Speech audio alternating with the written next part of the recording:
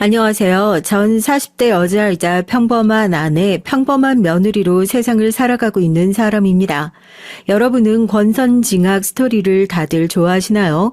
저도 드라마를 보면서 나쁜 사람이 벌을 받고 착한 사람이 결국 승리하는 통쾌한 얘기를 볼 때마다 눈을 뗄 수가 없고 속이 뻥 뚫리는 것 같은 통쾌함을 느끼거든요. 그런데 그런 통쾌함을 느끼는 이유가 현실에는 참 그런 일들이 잘 일어나지 않고 드라마 속에서나 겨우 찾아볼 수 있는 얘기인 것 같아서 그런가 싶기도 하고요. 저도 참 착하게 산 걸로 둘째가라면 서러운 사람인데 고생하는 놈 따로 있고 호강하는 놈 따로 있구나 생각하며 살아왔습니다. 그런데 얼마 전 제가 그런 통쾌한 드라마의 주인공이 되는 경험을 하게 되어 이 기적 같은 경험을 공유하고자 채널을 찾아오게 됐어요. 저처럼 평범한 사람도 착하게 살다 보면 이런 복을 받는 날이 온다고 알려드리고 싶어서요. 우선 제 얘기를 좀 해볼까 합니다. 전 정말 평범하디 평범한 사람이에요. 온실 속 화초라는 단어와는 거리가 먼 유년 시절을 보냈죠. 남편은 대학을 다니던 시절부터 만나던 인연이었습니다. 처음에 남편을 만났을 때 어찌나 친구들의 부러움을 샀는지 몰라요. 그도 그럴 것이 학교 다닐 때부터 남편은 유명했거든요. 누구나 이름만 들으면 아 하고 알 수 있는 중소기업체 아들이라고. 그 당시에 대학생이 몰고 다니기에 꽤나 비싼 고급 세단을 학교에 끌고 다니던 사람이었는데 그런 사람이 무슨 이유로 날 좋아해서 만났는진 아직도 잘 모르겠습니다. 새 옷을 살 돈도 아까워서 2살, 4살 터울의 언니들한테 옷이며 가방이며 대학생 때까지 물려 입는 제가 자기랑은 정반대여서 달라 보여서 그래서 더 끌렸던 걸지도 모르죠. 넌 남자친구 부자여서 좋겠다. 완전 땡 잡았네, 땡 잡았어. 미순이가 신데렐라지 뭐. 야, 내가 뭐 맨날 얻어먹는 것도 아니고 땡 잡기는 무슨. 나도 데이트할 때 돈 내고 다 하거든. 괜히 이상한 소문 내고 다니지 마. 기분 나쁘게 진짜. 어렸을 때라서 그런지 몰라도 전 자존심이라는 게 있는 사람이잖아요. 왜 하필 많고 많은 공주들 중에서 신데렐라라는 소리를 들어야 하는 건지. 내가 엄마 아빠가 없는 것도 아니고 우리 집이 잘 사는 건 아니어도 그래도 삼시세끼 밥 먹고 살만하긴 하고 걔에 비해서 조금 모자란 것뿐이지 아주 못 사는 것도 아닌데 같이 다니면 꼭 내가 작아지는 기분 있잖아요. 누가 눈치를 주는 것도 아니고 괜히 저 혼자 작아지는 것 같은 기분에 괜히 데이트할 때도 저한테 부담 주는 것이 아닌데 제가 나서서 결제한다고 그러고 차로 태워다 주겠다고 하는 것을 걸어가겠다고 고집을 피우고 그랬어요. 그래도 남편이요 학생 때부터 될성 부른 떡잎이었거든요. 비싼 차를 타고 다니는 것도 좋은 대학 합격했다고 합격 선물로 아버지가 사줘서 어쩔 수 없이 타고 다니는 것뿐이었고 평소엔 돈 많다고 집 잘 산다고 뻐기거나 잘난 척 했던 적도 한 번 없었고 과에서 1등도 한 번을 놓친 적이 없어요. 그래서 성적 장학금이 나왔는데도 자기는 그 장학금 안 받겠다고 진짜 장학금 필요한 친구들이 이거 받을 수 있었으면 좋겠다고 그걸 거절하더라니까요. 전 옆에서 보면서 솔직히 좀 짜증나기도 했죠. 그렇게 돈이 많고 잘났으면 그 돈 나눠주지 하고요. 그냥 좀 그렇잖아. 내가 사실 이렇게 집중해서 공부할 수 있는 것도 다 우리 집이 먹고 살만하고 그래서 내가 등록금 벌려고 시간 쪼개가면서 아르바이트 안 해도 돼서 그러는 건데 내가 이런 장학금까지 꿰차고 들려고 하면 너무 이기적인 거 아니겠어? 그 정도 양심은 있어야지. 가진 것이 많은 사람들이 모난 곳이 없는 건지 아니면 다 가져서 모난 곳이 없는 건지 몰라도 항상 열등감에 찌들어 있고 생계형으로 아등바등 살아가는 저와 달리 여유로우면서도 생각이 깊은 남편의 모습이 한편으로 질투나기도 했지만 부럽기도 하고 닮고 싶기도 하고 참 좋았습니다. 군대 다 기다려주고 꽤 오랜 시간 연애를 하면서 저도 남편과의 결혼 생활을 머릿속으로 그려보지 않았던 건 아니었어요. 이 사람과 내가 결혼할 수도 있겠구나 하는 생각도 있었고 한편으론 이렇게 차이가 나는 사람과 내가 과연 결혼까지 이어갈 수 있을까 하는 걱정도 있었죠. 드라마만 봐도 알잖아요. 돈 봉투 주면서 헤어지라는 종용을 듣질 않을까. 어쩌다 시집을 가도 시댁에서 엄청난 구박을 듣게 되진 않을까. 마음이 커지면 커질수록 그런 쓸데없는 걱정도 덤처럼 딸려오게 되더라고요. 장난스럽게 남편이 우리도 대학 졸업하면 바로 결혼할까 소리를 할 때마다 그러자는 대답 대신에 어색하게 웃기만 했던 이유는 속으로 그런 현실적인 고민들을 했기 때문이었어요. 뭐? 아빠가 뭘 했다고? 아빠는 가족들 생각을 안 해? 나 졸업이 코앞이야. 아빠 대체 왜 이렇게 책임감이 없어? 당장 나 다음 학기 등록금은 어떻게 하라고? 자취방 월세는? 미순아, 아빠가 진짜 미안하다. 아빠가 정말 면목이 없어. 네 등록금이랑 월세는 아빠가 어디서 돈을 꿔서라도 마련해서 보태줄 테니까 늦게 내도 괜찮냐고 물어라도 볼래? 당분간 집에 내려오지 말고. 미안하다, 미순아. 정말 미안해. 아빠가 집 좀 안정되고 나면 연락할게. 하지만 그런 고민들보다 더 현실적인 문제가 당장 제 앞에 닥쳐왔어요. 당장 다음 주까지 등록금을 납부해야 하는데 매일같이 통장을 확인해도 들어오지 않는 돈. 부모님한테 전화해서 돈 소리 하는 것이 싫어서 기다리고 또 기다렸지만 보통 등록 기간 훨씬 전에 돈을 넣어주시는 부모님이었는데 집에 뭔가 문제라도 생긴 게 아닌가 싶더라고요. 아니나 다를까 참다 못해 아빠에게 전화를 해봤더니 돌아오는 대답은 미안하다는 소리였습니다. 아빠가 보증을 잘못 서주는 바람에 갑자기 집이 빚더미에 앉게 됐다고요. 저도 참 철이 없는 딸이죠. 아빠 괜찮냐고 그 소리가 먼저 나오는 게 아니라요. 아빠는 왜 이렇게 책임감이 없냐고, 내 대학은 어떻게 할 거냐고 그 소리가 먼저 나왔습니다. 너무 억울하더라고요. 누구는 부모님 잘 만나서 좋은 차 타고 장학금도 반납하면서 대학을 다니고 있는데 누군 당장 다음 학기에 등록금을 미룰 수 있냐고 이런 걸 교무처에 가서 물어보고 있어야 하는 현실이 말입니다. 그때 정신이 확 들더라고요. 난 절대로 남편이랑 만날 수가 없겠구나 하고요. 그래서 제가 먼저 헤어지자고 이별 통보를 했습니다. 남편 입장에선 아마 황당했을 거예요. 그저께까지만 하더라도 멀쩡하게 데이트 잘하고 웃으면서 헤어졌던 사람이 갑자기 할 말 있다고 만나자고 하더니 기껏 한다는 소리가 우리 이제 그만 만나자 이 소리니까요. 우리 아빠 보증 잘못 서져서 나 당장 다음 주에 등록금 낼 돈도 없어. 대학 졸업 코앞인데 대학 졸업을 할 수 있을지 없을지도 몰라. 어이없지? 넌 죽어도 이해 못하겠지? 근데 내가 그래. 앞으로도 난 살면서 이런 일들 10번도 넘게 있을지 몰라. 그때마다 난 이해 못하는 너 보면서 비참해야 하는데 어떻게 우리가 만날 수 있겠어? 난 누구한테 짐되기 싫어.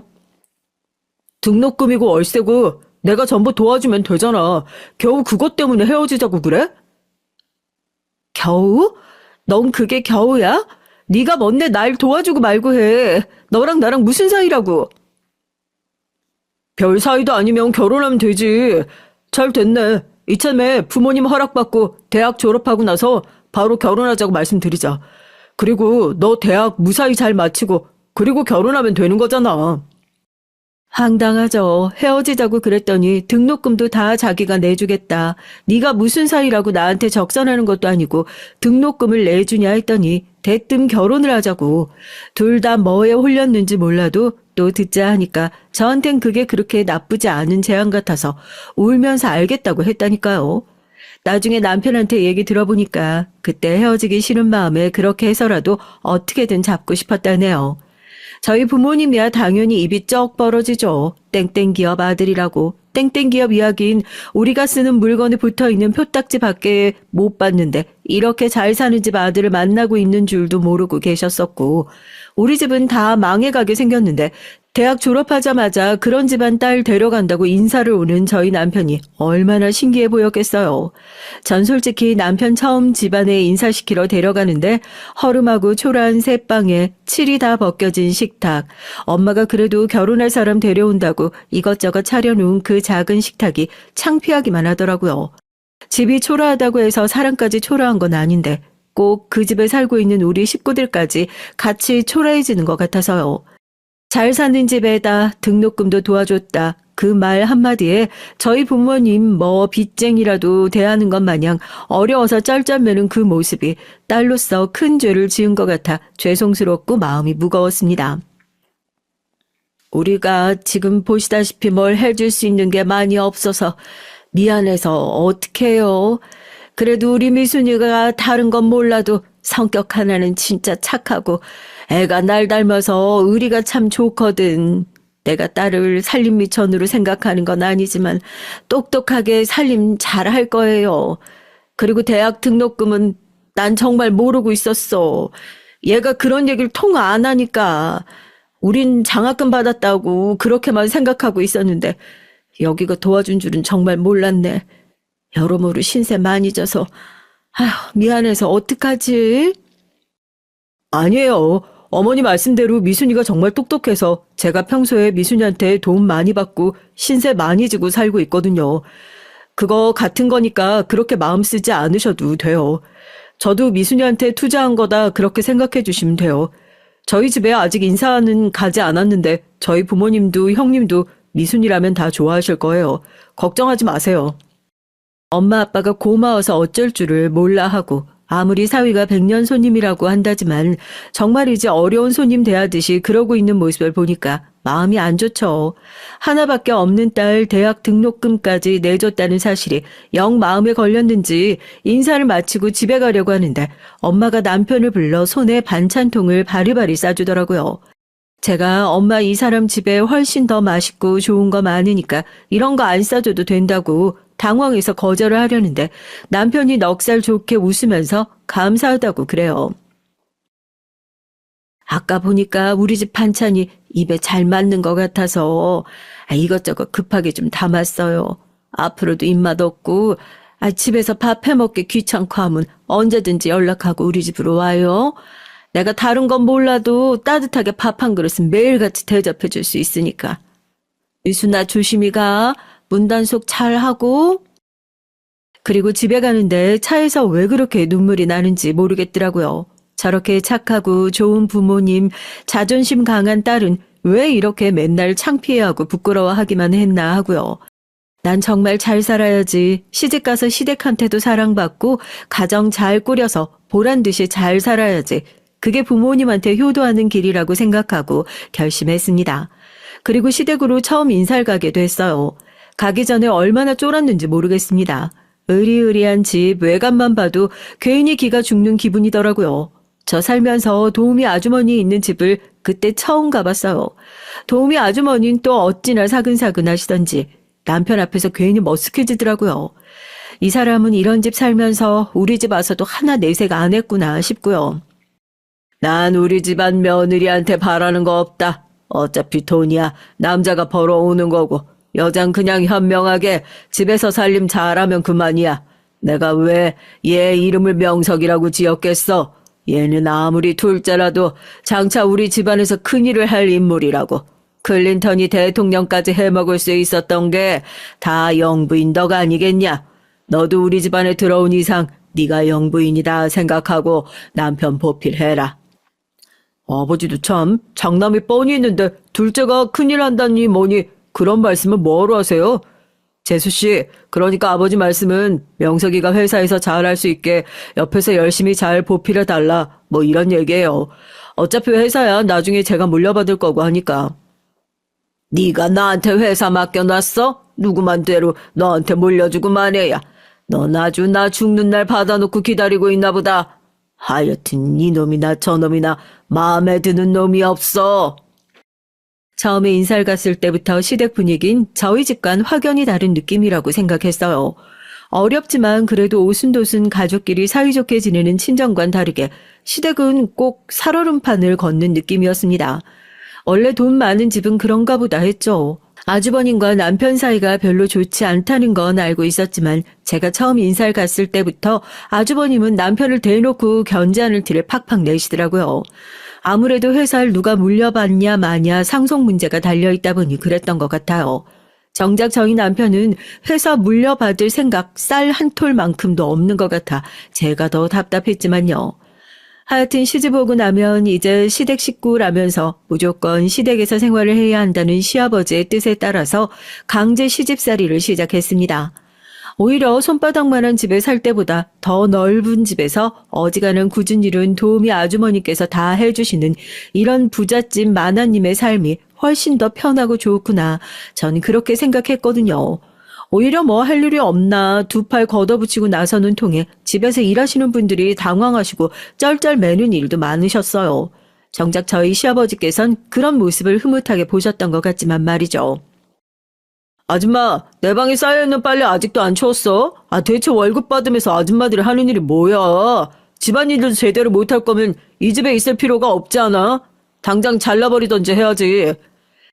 저희 남편은 안 그러는데 아주버님께선 꼭 그 고약한 버릇이 있으시더라고요. 아버님도 안 그러시는데 대체 누굴 닮아 그러는 건지 소위 말해 갑질이라고 하죠. 집에서 일하시는 아주머니들을 어찌나 못살게 구시는지 옆에서 보고 있으면 제가 다 얼굴이 빨개지고 나쁘끄러워질 때가 한두 번이 아니었어요. 습관도 요란해가지고 하루에도 12번씩 옷을 갈아입으면서 빨래도 방에 아무렇게나 벗어 던져놔가지고 도우미 아줌마들이 빨래하다 나가 떨어지겠다고 할 정도인데 그마저도 빨리빨리 안 치우면 불똥이 아주 오래 튀기는 편이었죠.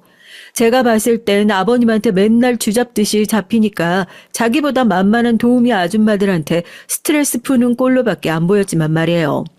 이 집에 저렇게 얼굴에 똥칠하는 사람 하나 있으면 나라도 잘해야겠다 싶어서 전 꼬박꼬박 남편 꺼며 제 빨래며 손빨래 할 거 있으면 제가 직접 손빨래도 하고 빨래통에 갖다가 넣고 그게 뭐 어려운 거라고요. 시집 오기 전까진 어차피 전부 다 제 손으로 했었던 건데요. 그런데 이 집에 그런 사람이 영 없어서 그런지 도우미 아줌마들은 그런 것까지 불편해 하시더라고요. 아유, 작은 사모님, 이런 건 저희가 알아서 한다니까요. 놔두세요. 저희가 불편해요. 아니, 이게 뭐라고요? 저희가 입는 옷 저희 손으로 빨래통에 넣는 일이 뭐 대수라고 눈에 보이는 사람이 먼저 하는 거죠. 내일 내일이 어디 있어요. 여기가 우리 집인데. 참. 그래, 새아가가 옳은 소리 하는구나. 그런 거 하나 할 줄 모르면 큰일 하겠어. 넌 어떻게 하면 툭하면 집에서 일하는 사람한테 시비나 걸고 속이 그렇게 좁아서야. 아버지, 그게 아니라요. 요즘에 일하는 아줌마들이 영 해이해진 것 같아서 제가 제대로 기강 잡고 있는 중이었어요. 아무래도 이런 일들은 장남이 좀 나서서 해야 집안 분위기라는 게. 내가 봤을 때 집안 분위기는 네 놈이 다 망치고 있어. 그리고 너 장남 하는데 내가 장남이라고 회사 물려주는 그런 물렁한 노인네로 보이냐? 둘째처럼 저렇게 똑 부러지는 며느리 데려오기 전까진 회사의 회자도 꺼낼 생각하지 말어. 알겠어? 어휴, 저렇게 모자란 놈이. 아버님이 지나가다 그 모습을 보시고 또 한바탕 호통을 치셨죠. 고래 싸움에 새우등 터진다고 괜히 중간에 끼어있는 저만 눈치가 어찌나 보이던지요. 그때까지만 하더라도 아주버님께선 결혼을 안 하신 상태였는데 아마 그날 아버님께 한 소리 하신 게 그게 아마 아주버님이 결혼을 서두르는 계기가 되시지 않았나 그렇게 추측을 하고 있어요. 장남 소리 듣고 싶으면 결혼이나 하고 나서 꺼내라고 제대로 된 며느리 데리고 오기 전까진 회사의 회자도 꺼내지 말라고 크게 화를 내셨거든요. 그러고 나서 얼마 지나지 않아 갑자기 아주버님께서 대뜸 결혼을 하겠다고 손윗동서 그러니까 형님을 데리고 왔으니까 서둘러 한 결혼에 아주버님의 욕심이 영향을 아예 안 미쳤다고는 못하겠죠. 아버지, 이 사람이 대학 교수 출신이에요. 우리 아버지께서 맨날 며느린 다른 거 필요 없이 똑똑한 거 하나면 된다 말씀하시는 분이거든. 대학 교수보다 똑똑한 사람이 어딨어요? 공부만 잘한다고 다 똑똑한 줄 알아? 살림 잘하고 집안 잘 꾸려가는 건 공부머리랑 다른 머리다. 우리 집에 들어와서 얼마나 잘하는지 그건 이제부터 두고 볼 일이지. 형님이요. 저에 비하면 엄청 잘난 분이죠.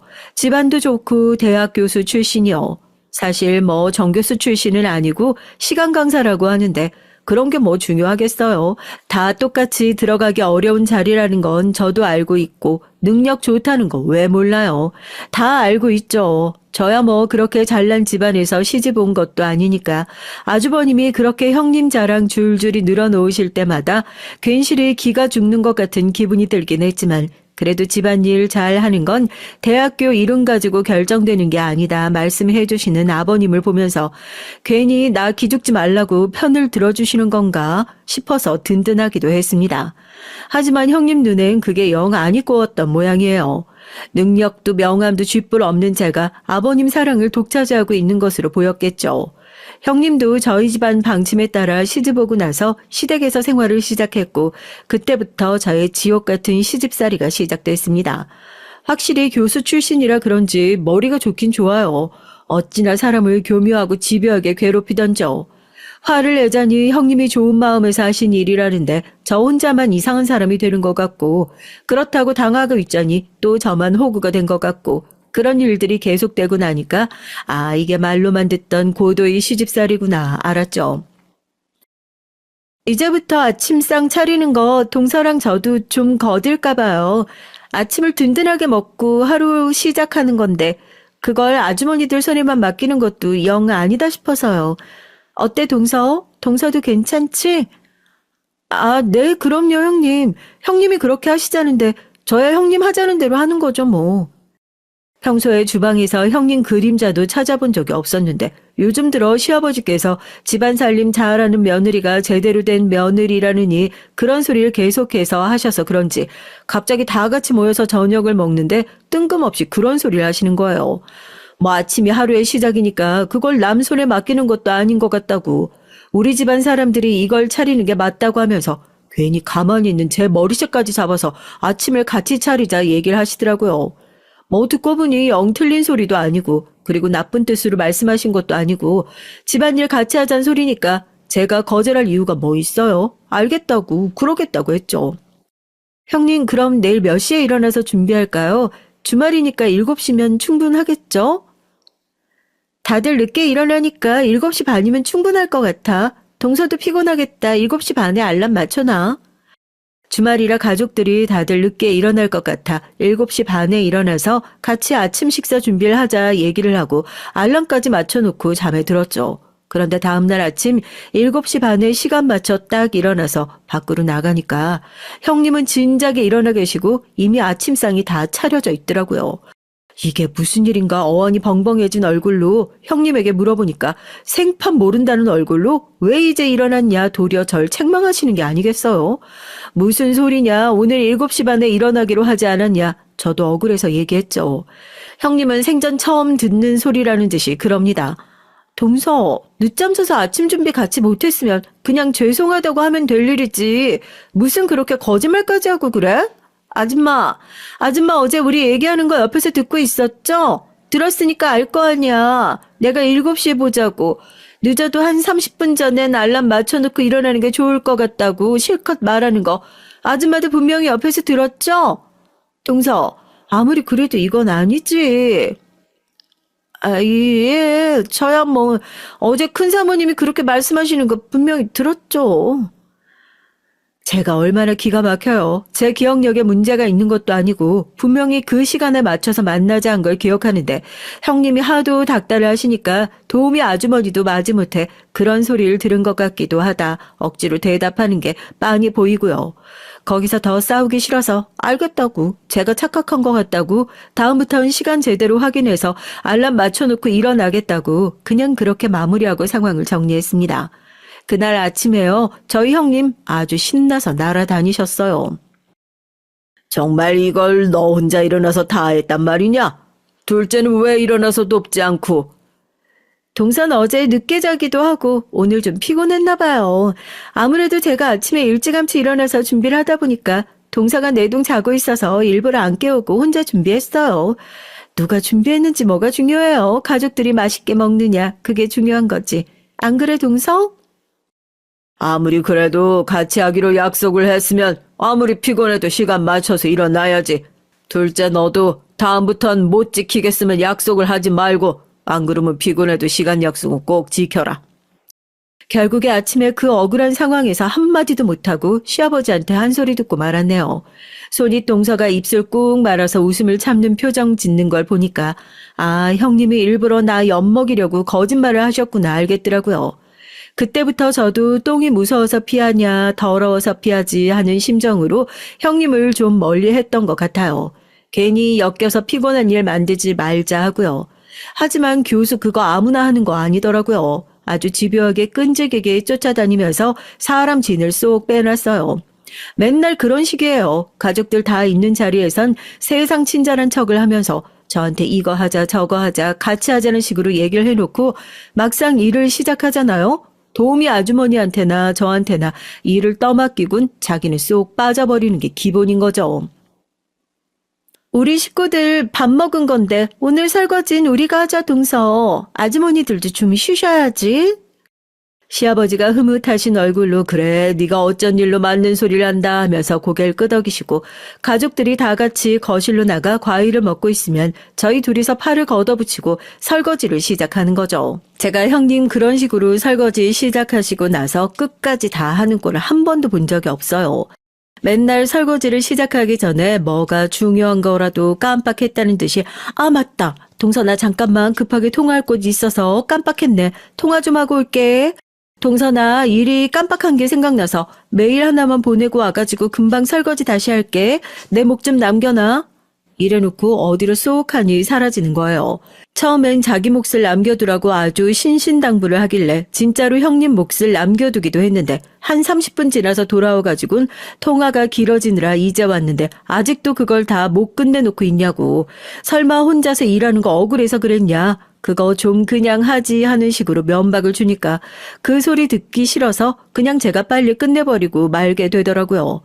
하여튼 사람 괴롭히는 방법도 저렇게 다양하고 가지가지구나. 저희 형님 보면서 알게 됐어요. 이게 참 대놓고 욕을 하거나 싫은 소리를 하거나 차라리 한 대 치기라도 했으면 좋겠다 싶어요. 차라리 그랬으면 남편한테 형님이 이랬다 저랬다 고자질이라도 속 시원하게 실컷 할 테니까요. 그런 게 아니니까 저 혼자만 더 속이 터지는 거예요. 이거는 뭐 어디다 가서 말을 하기도 애매하고 친정 엄마한테만 전화해서 분통을 좀 터뜨렸죠. 어쨌든 형님이나 저나 애 생기고 나니까 애 키우느라 바빠져서 저 괴롭히시는데 좀 소원해지신 것도 있나 싶었는데 형님이 먼저 딸을 낳고 제가 또 그 다음에 아들을 낳고 아들을 간절히 바랬던 형님이 둘째까지 또 딸을 낳고 나면서부터 그 질투가 아주 극에 달해 있었습니다. 손주를 낳아야 결국에 회사를 아들한테까지 물려줄 수 있지 않겠냐 하면서 기어이 막내 조카를 아들로 낳으면서 지독한 질투와 괴롭힘도 조금은 소원해지나 보다 했었죠. 원래 동서들 간엔 절대 친해질 수가 없다고 그냥 저 사람 성격에 익숙해지는 것뿐이라는 말이 정말 사실인 것 같더라고요. 아버님, 요즘 안색이 많이 안 좋으신 것 같은데 건강검진 잘 받고 계신 거 맞죠? 어디 아프시거나 문제 있으신 거 아니에요? 눈밑이 전보다 조금 까매진 것 같기도 하고. 아직 정정하다. 얘네들 회사에서 일하는 걸 봐라. 내가 알아놓을 새가 있겠는가. 나 없으면 당장 내일 모레라도 회사 문 닫고 직원들 손가락 말게 생겼는데 내가 어떻게 아프겠어. 그런데 언제부턴가 시아버지의 안색이 영 안 좋아 보이는 게 저만 그렇게 느낀 건지 모르겠지만 걱정이 되더라고요. 뭐 워낙에 건강을 잘 챙기셨던 아버님이기도 하고 정기적으로 검진도 잘 받고 계시니까 설마 별일이야 있겠냐 싶었는데 저녁을 드시던 아버님이 갑자기 정말 아무런 낌새도 없이 식사를 하시다가 갑자기 식탁에 머리를 쿵 박고 쓰러지시면서 난리가 났습니다. 처음엔 심근경색인가 뇌졸중인가 별의별 생각을 하면서 울며 불며 아버님을 모시고 병원으로 달려갔죠. 아무리 꼬장꼬장하고 무서운 아버님이라고 하더라도 그래도 내 가족이잖아요. 혹시라도 잘못될까봐 심장이 벌렁거리고 겁이 확 나더라고요. 중풍이라고 하죠. 앞으로 평생 거동을 못하실 것 같습니다. 거기다 지금 회장님께선 치매기도 좀 있으신 상태여서 제가 매년 검진을 해드렸는데 제 얼굴도 잘 못 알아보시더라고요. 가족분들끼리 잘 상의하셔서 좋은 환경의 요양병원으로 모시는 게 좋을 것 같다는 말씀밖엔. 중풍에 치매까지 어제까지만 하더라도 세상 꼿꼿하게 앉아 계시던 아버님이 그런 말도 안 되는 병명을 하루아침에 얻게 될 줄이야 누가 알았겠어요. 세상을 떠나신 게 아니라 천만다행이라고 숨을 고를 새도 없이 아버님의 상태를 보고 전 그만 할 말을 잃고 말았습니다.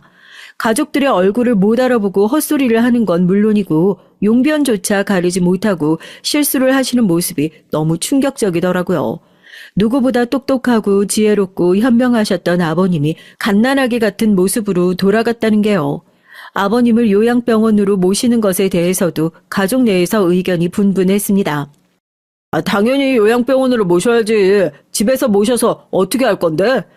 매일같이 간병인 쓸 거야? 아니면 식구들이 돌아가면서 보자고 그런 소리 할 건 아니지? 내가 아무리 효자고 아버지 모실 생각이야 굴뚝 같지만 그건 못해.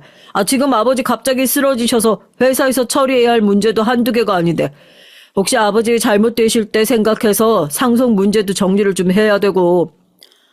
아주버님, 아무리 그래도 그건 아니죠. 자식들이 이렇게 버젓이 살아있는데 어떻게 아버님을 요양병원으로 모셔요. 아무리 환경 좋은 요양병원이라고 하더라도요. 노인들 그런 곳에 들어가면 더 아프고 상태 나빠지는 거 금방이에요. 주치의 선생님도 그러셨잖아요. 요양병원에 들어가는 이유가 뭔데요? 최대한 집이랑 비슷한 환경에서 평소랑 비슷하게 생활하다 보면 좋아지실지도 모른다고요. 굳이 그렇게 집이랑 비슷한데 찾을 필요가 뭐 있어요? 그냥 집에서 모시면 될 것을요. 동서 참 말 쉽게 한다. 그래서 아버님 집에서 모실 거면 누가 돌볼 건데? 간병이 매일같이 쓰는 돈은 뭐 동서가 나가서 아르바이트라도 해서 될 거야? 아니면 동서가 볼래? 예, 다들 안 보시겠다고 하면 제가 볼게요. 어떻게 자식들이 돼서 그럴 수가 있어요? 저랑 저희 남편은 그렇게는 못하겠네요. 아버님 여기서 상태 더 안 좋아지신다고 하더라도 집에서 모실게요. 저희가 다 알아서 수발 들고 할 테니까 그렇게 할게요. 됐죠? 아주버님이랑 형님한테 도와달라 소리 절대 안 할 테니까 아버님 집에서 모실게요. 그래도 사람이 정이란 게 있는데 어떻게 이럴 수가 있나 싶어요. 가족들 알아보지도 못하는 아버님, 말도 어눌해지고 대소변도 제대로 못 가리시는 아버님 볼 때마다 마음이 어찌나 아프던지요. 남편은요, 아버님 방에 들어가지도 못해요. 한동안은 제가 방에 들어가지를 못하게 했어요. 한번 들어가서 아버님 얼굴 보고 나오면 그날 밤새도록 등을 들썩이면서 울었으니까요. 그게 너무 속상하고 마음이 아파서 아버님 돌보는 일은 그냥 제가 다 자처해서 했습니다. 아무리 그래도 가족인데 거기다가 장남이라고 큰며느리라고 아버님이 얼마나 신경을 써주셨는데 은혜를 원수로 갚아도 유분수죠. 아버님 상태가 나빠지고 난 이후에 아주버님이랑 형님은 짐 싹 정리해가지고 바로 분가해버리셨어요. 그러면서 뭐 대단한 선심이라도 쓰시는 것처럼 저희가 아버님 모시고 있으니까 집은 정리 안 하고 그대로 놔두고 나가신다나요? 이 집이 아버님 거고 아버님이 버젓이 살아계시는데 누구 마음대로 집을 정리하네 마네. 지금 아버님이 앞에서 어떻게 감히 그런 소리를 하실 수 있냐고. 저도 화가 나서 한마디 버럭했다니까요. 대단한 성인군자 납셨다는 듯이 비꼬던 형님의 얼굴이 아직도 생생하게 기억납니다. 여보, 내가 당신 고생만 시키는 것 같아서 너무 미안해. 당신도 이제 아버지 간호할 만큼 했고 아버지 상태가 다시 좋아지실 거란 보장도 없고 당신 힘들면 언제든지 아버지 요양병원으로 보내도 되니까. 안 그래도 요즘에 내가 여기저기 병원 알아보고 다니고 있어.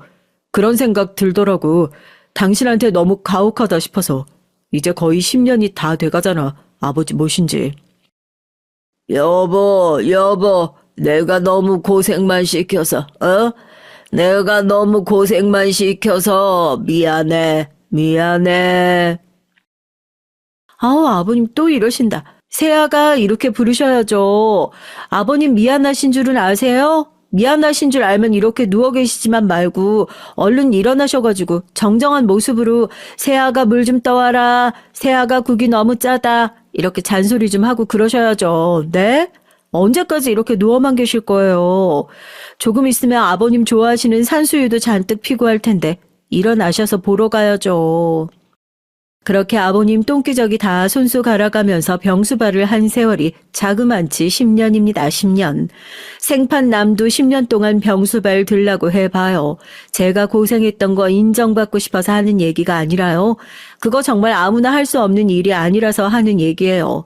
저도 정말 쉽게 아버님 간호했던 거 아니라고 생색 좀 내보고 싶어서요. 그 사이에 아들도 다 크고요. 뭐 아주버님이랑 형수님께선 최소한의 도리는 하겠다면서 매달 아버님 병간호하는데 보태라고 초반엔 생활비를 조금씩 보태주셨는데 애들 좀 크고 나니까 들어가는 돈이 여기저기 많다면서 그것마저도 지원을 뚝 끊으시대요. 동서도 아버님 병간호 이제 오래 해보니까 할만하지 않아? 원래 경력이 쌓이면 월급 더 많이 줄 것 같은데 억울해도 회사에서는 안 그래. 동선 사회생활 경험이 많이 없어서 모르겠지만 원래 손 좀 있고 일머리 좀 생겼다 싶으면 이제 그만큼 일이 쉬워진 거니까 돈도 그렇게 많이 줄 필요가 없는 거지. 그러니까 우리가 생활비에 안 내주는 걸로 너무 서운해하지 말라고. 차라리 저 입이나 다물고 있으면 열이라도 안 받죠. 자기 애들 학원 하나라도 더 보내고 싶어서 아버님 병수마라는 저희한테 쓰는 돈 아까워서 그러는 거면서 뭐 경력직이니 뭐니 말 같지도 않은 소리를 괜히 들먹거리면서 잘난 척 흉내 내는 게 웃기지도 않아가지고 한 귀로 듣고 한 귀로 흘러버렸다니까요. 남편도 아버님 모시고 사는 세월이 길어지니까 저한테 먼저 넌지시 얘기를 꺼내더라고요.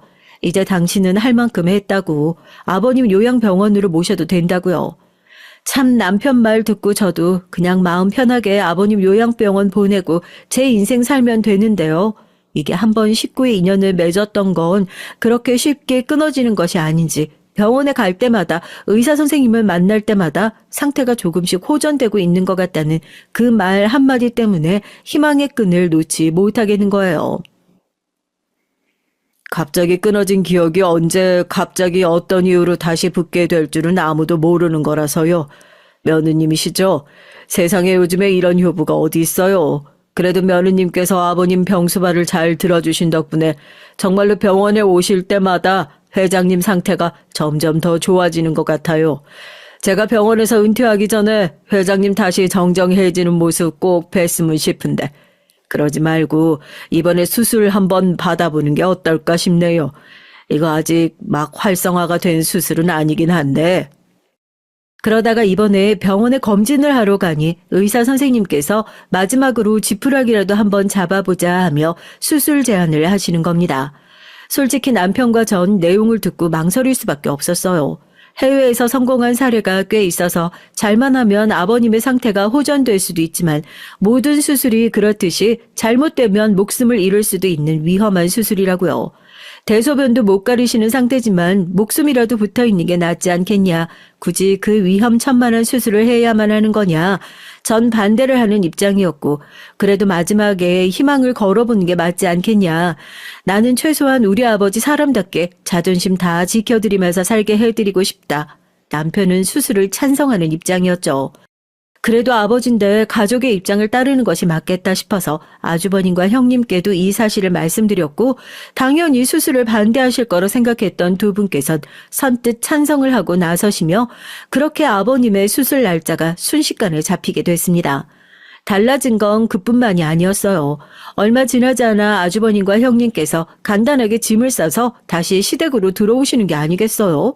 처음엔 아버님 수술이 얼마 남지 않았으니까 그전까지 옆에서 간호를 하실 생각인가 보다 싶었는데 참 어떻게 사람이 그렇게 다양하게 못돼 먹을 수가 있는지 두 분이 집에 들어온 이유를 들어보니까 아주 가관이더라고요. 형님, 아버님 몸 한번 닦아드려야 할 것 같아서 수건에 물 좀 묻혀서 갖다 주세요. 아우, 동서. 나이팅게일 흉내는 동서 나만이 내. 난 동서 장단에 맞춰줄 생각 없으니까. 형님, 그게 무슨 말씀이세요? 지금 아버님 병간호 해주시려고 들어오신 거 아니에요? 병간호는 무슨 병간호? 내가 병간호하면 아버님이 갑자기 멀쩡해지시기라도 한데? 전어인내 곧 뒤질 거야. 안 봐도 뻔하지. 동서 주치의가 하는 얘기 못 들었어? 죽을 확률이 있는 수술이라잖아. 의사들이 괜히 수술 전에 그런 얘기하는 줄 알아? 죽을 확률이 더 높다는 소리야. 자기들 책임지기 싫으니까 괜히 그렇게 밑밥 깔아두는 거라고. 어차피 장남한테 다 돌아갈 재산이지만 그래도 최소한 자식돌이는 했단 소린 들어야 하니까 도의적인 책임 같은 거라고 해두자. 그러니까 아주버님이랑 형님은 이미 아버님이 수술을 받다 돌아가신 거다 전제를 깔고 이 집으로 돌아오신 거라고요. 어떻게 자식이, 어떻게 며느리가 그런 생각을 할 수 있단 말이에요. 제가 자식도 아닌데 10년 동안 아버님 모시면서 고생한 세월들이 떠올라서 그랬는지 그런 소리를 들으면서도 아무런 대꾸도 못하고 눈만 감고 누워 계시는 아버님이 야속해서 그랬는지 몰라도 울컥하더라고요. 형님, 어떻게 사람이 그럴 수가 있어요? 저 10년 동안 아버지 똥기저귀 갈면서 모시고 있을 동안 형님 한 번이라도 도와주신 적 있으세요? 도와주시는 건 바라지도 않았어요. 최소한 형님도 저랑 같은 마음이겠거니 생각하면서 버텼죠. 아버님 오래 사셨으면 좋겠다. 이 꼴이어도 좋으니까 그냥 조금만 더 곁에 계셨으면 좋겠다. 아무리 아파서 맑게 못 알아들으신다고 하더라도 어떻게 아버님이 누워 계시는데 그 앞에다 대고 그런 소리를 하실 수가 있으세요? 무식한 게, 야, 내가 대학 교수 출신이야. 이게 뭐 잘났다고 어디서 감히 손윗동생 가르치려고 들어? 네가 그렇게 잘났어? 네가 무식하고 못났으니까 시아버지 똥기저귀나 10년 동안 갈고 그러고 살고 있는 거야. 이 노인네 죽고 나면 찍소리도 못할게. 어디 감히 대들길? 형님이랑 말다툼이 조금 커지고 화를 참지 못한 형님이 저한테 번쩍 손을 올리시는 장면을 마지막으로 봤습니다. 이대로 뺨이라도 얻어맞겠구나 싶어서 눈을 질끈 감는데 그만하는 소리가 들리더라고요. 순간 형님도 저도 얼어붙고 말았습니다. 갈라지긴 했지만 그 목소린 분명 저희 시아버지의 목소리가 분명했으니까요. 깜짝 놀라서 눈을 뜨고 침대를 바라봤는데 정말 저희 아버님께서 정정하신 모습으로 그 또렷한 눈빛으로 침대에 꼿꼿하게 일어나 앉으셔서 저희를 바라보고 계신 게 아니겠어요? 형님은 오락가락 하시는 아버님께서 잠깐 정신이 돌아왔나 보다 생각을 했고 저도 그렇게 생각을 했는데 흔들림 없는 아버님의 눈빛이 정말 혹시나 싶더라고요. 아우, 저 정신 빠진 노인네 때문에 심장 내려앉는 줄 알았네. 그놈의 수술인지 뭔지 빨리 받긴 받아야겠다. 똥오줌도 못 가리는 주제에 저렇게 멀쩡한 척하고 있으니 원. 그때였습니다. 제가 뒤집어 드리는 것이 아니면 침대에서 꼼짝도 하지 못하시던 아버님께서 갑자기 침대에서 벌떡 일어나서 저희 앞에 서신 것이요. 전 정말 이 모든 일이 꿈인지 생신지 믿기지도 않더라고요. 오랫동안 걷지 못해서 침대 기둥을 붙잡고 덜덜 떨리는 다리로 겨우 서 계시긴 했지만 분명히 아버님께선 쓰러지기 직전의 모습으로 돌아오신 것만 같았어요. 그제서야 형님께서도 사색이 되어 이게 어떻게 된 일이냐고 저한테 막 물어보더라고요. 전들 뭐 아나요? 집안 내 사람을 잘못 들이면 이 꼴이 나는구나. 침대에 시아버지 눕혀놓고 언제 죽나 제사 지내고 있는 인간을 맏며느리라고 집안에 앉혀놓고 있었으니 말이야. 큰놈 들라고 해. 아버님, 이게 다 어떻게 된... 동서도 알고 있었어? 아버님 멀쩡하신 거 알고 있었냐고. 아버님 정말 오해해요. 제가 왜 아버님 죽는 날만 기다리고 있어요. 그러니까 제가 다 설명해 드릴게요. 아버님 정말 그런 게 아니고요. 제가 동서 버르장머리를 고쳐주려다 보니까. 온 집안에 쩌렁쩌렁 아버님 목소리가 울려 퍼지니까 놀란 아주버님과 남편도 달려왔고 남편은 기운이 없긴 하지만 정정한 모습으로 서 계신 아버님을 보자마자 바닥에 주저앉아 오열을 했습니다. 아주버님과 형님께서도 바닥에 주저앉으시긴 했네요. 다른 의미로 말입니다. 그동안 아버님 내팽개쳐놓고 지냈던 걸 딱 들키게 됐으니 입이 10개라도 할 말이 없죠. 고얀 놈들, 나 죽고 나면 그 회사가 다 네 놈들께 될 것 같았어? 네 놈들한텐 내가 죽어도 내 회사 먼지 한 톨도 못 가져가게 할 테니까 그런 줄 알아라. 손주 놈들도 마찬가지야. 지 애비 챙길 줄도 모르는 놈들, 내 식구 아니다. 나한테서 한 푼도 가져갈 생각도 하지 마로. 둘째야, 뭐하고 있어? 당장 변호사한테 전화해라. 유언장부터 고쳐야겠으니까. 아버지 정말 괜찮으신 거 맞아요? 이게 다 어떻게 된 일이에요? 언제부터 정신 돌아오신 거예요? 진작에 저희한테 말씀 좀 해주시지 그것도 모르고. 아버지, 그게 무슨 말씀이세요? 이 장남이 회사를 못 물려받으면 누가 물려받는단 말이에요? 이게 다 이 사람 잘못 때문이라고요.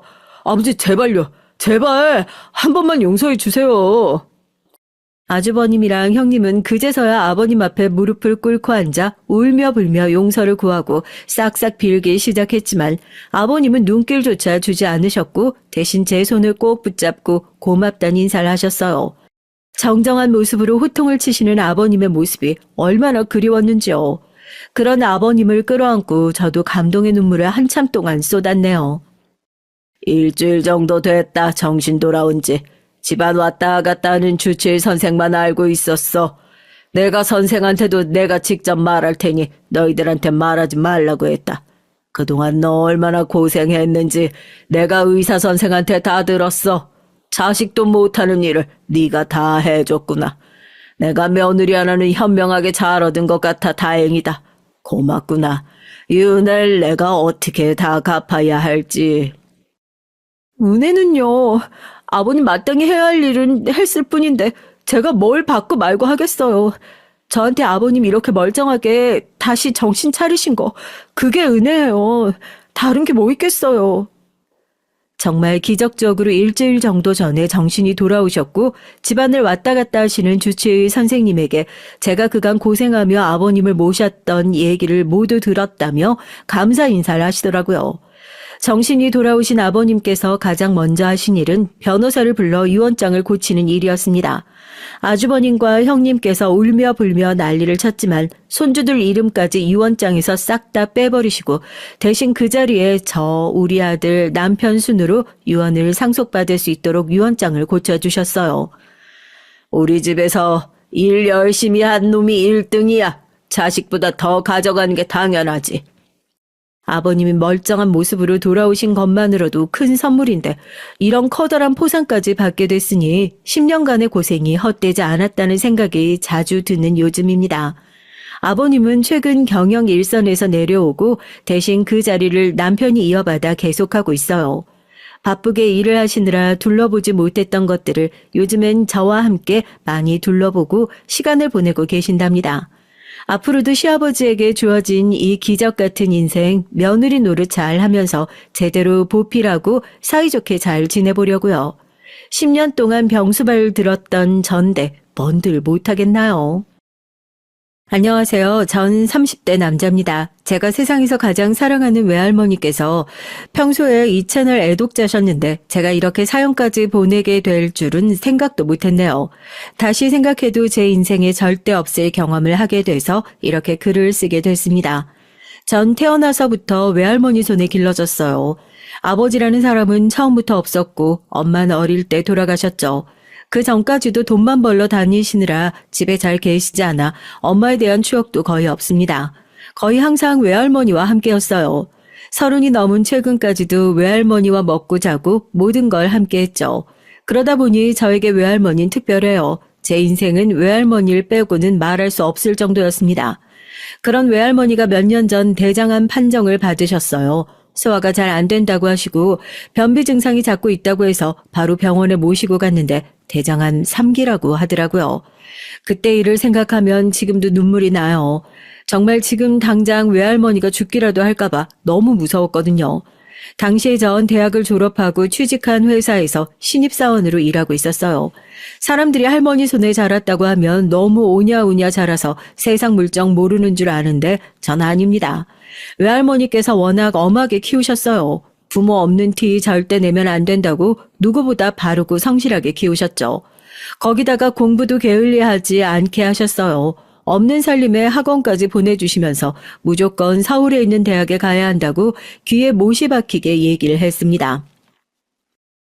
네 엄마랑 삼촌은 내가 그렇게 뒷바라지를 해줘도 공부를 못해서 대학도 못 갔는데 우리 손주는 하나를 가르쳐주면 열을 아니 무조건 4년제 갈 거다. 제 앞에서는 항상 엄하게 하셨어도 동네 사람들만 보면 외할머니는 그렇게 제 자랑을 하셨어요. 머리도 좋고 인물도 좋다고 크게 될 애라고요. 전 그런 외할머니를 실망시키지 않기 위해서 열심히 살았습니다. 외할머니 말대로 공부도 열심히 하고 친구들과도 잘 지냈어요. 전 외할머니에게 속썩이는 자식이 되고 싶지 않았거든요. 아주 어릴 땐데도 제 기억 속에서 절대 사라지지 않는 기억이 있어요. 엄마가 돌아가신 지 얼마 되지 않았을 때라 저도 매일 울기만 했을 때입니다. 외할머니는 매일 밤 엄마를 찾으며 우는 저를 품에 안고 꼭 잠드셨죠.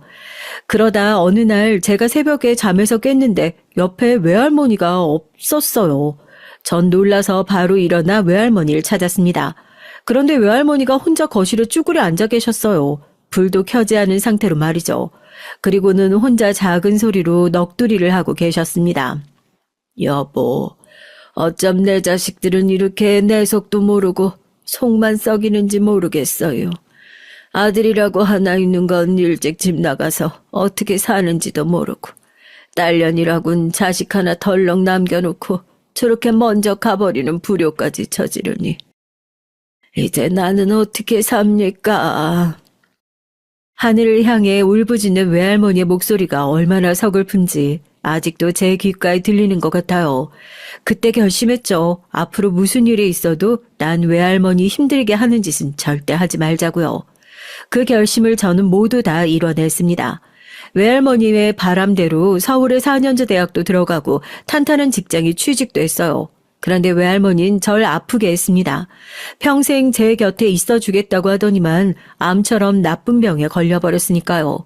전 외할머니께서 대장암 판정을 받은 이후 어떻게든 외할머니를 살리기 위해 애썼어요. 병원에서 하라는 대로 시키는 대로 다 했습니다. 그런데 혼자서는 안 되는 일도 있더라고요. 외할머니께서 혼자 절 키우느라 많이 고생하셨어요. 식당 일, 남의 집 일 하면서 학원비에 학비에 다 내주셨죠. 그랬으니 보험이라고 있을 리가 있나요? 병원에 갈 때마다 병원비랑 검사비가 몇십만 원씩 드는데 신입사원 월급으론 감당하기 어려웠어요. 더군다나 항암을 받을 때마다 입원하셔야 하는데 유일한 보호자인 제가 출근을 해야 하니 할머니 곁에 있어 드릴 수가 없었어요. 신입이다 보니 정시에 퇴근도 못하고 매일 야근이라 회사에서 살다시피 하니 외할머니를 돌본다는 게 마음처럼 쉽지 않았습니다. 전 다른 것보다 몸도 아픈데 병원에 혼자 계셔야 하는 외할머니가 걱정됐어요. 아무래도 혼자 힘으로는 안 될 것 같아서 몇 년 만에 외삼촌에게 연락했습니다. 아무리 사고치고 집을 나간 망난이라도 자식인데 부모가 아픈 건 알아야 할 것 같아서요. 그런데 외삼촌은 외할머니가 대장암이란 얘기를 듣자마자 재수없는 소리를 하기 시작했어요. 뭐, 암? 암은 무조건 유전인데? 그런 더러운 병에 걸리면 어쩌자는 거야? 아유, 돈도 없어 죽겠는데 암 보험까지 들어놔야겠네. 순간 전 제가 잘못 들은 줄 알고 제 두 귀를 의심했어요. 어떻게 자식이란 인간이 어머니가 아프다는데 저딴 개소리를 할 수가 있을까요? 할머니 지금 대학병원에 입원해 계시는데 제가 퇴근 시간이 늦어서 매일 들여다볼 수가 없어요. 삼촌이 시간 되시면 오늘 내일만 좀 와주실 수 있어요? 마음 같아선 쌍욕을 해주고 전화도 끊고 싶었지만 상황이 상황인지라 제 성격대로 할 수가 없었습니다. 당장 손 하나가 귀한 때니까요. 뭐래? 네 할머니가 너라면 아주 죽고 못 살아. 하나뿐인 아들도 내팽개쳤는데 네가 다 알아서 해야지. 이제 와서 나한테 연락하면 어떡하냐? 외할머니께서 평소 외삼촌에게 하시던 말이 있어요. 저건 사람 새끼도 아니라고요. 그 말이 딱 맞았습니다. 삼촌은 사람 새끼가 아니었어요. 다 커서까지 하는 일도 없이 할머니 등골만 빼먹더니 양아치들하고 어울려서 감옥에 갈 뻔한 걸 외할머니가 손 써서 빼줬더니만 그대로 집을 나가서 한 번을 오질 않았죠. 제가 괜한 기대를 했어요. 아무리 못난 인간이라도 자기 어머니가 아프다고 하면 조금이나마 정신을 차릴 줄 알았는데 역시나 사람은 고쳐 쓰는 게 아니더군요. 결국은 제가 회사를 그만뒀습니다. 처음 항암 치료를 받으실 때까진 보호자가 없어도 불편한 일이 없었는데 외할머니께서 대장암 수술을 하실 땐 보호자가 없으니 불편한 일이 많더라고요.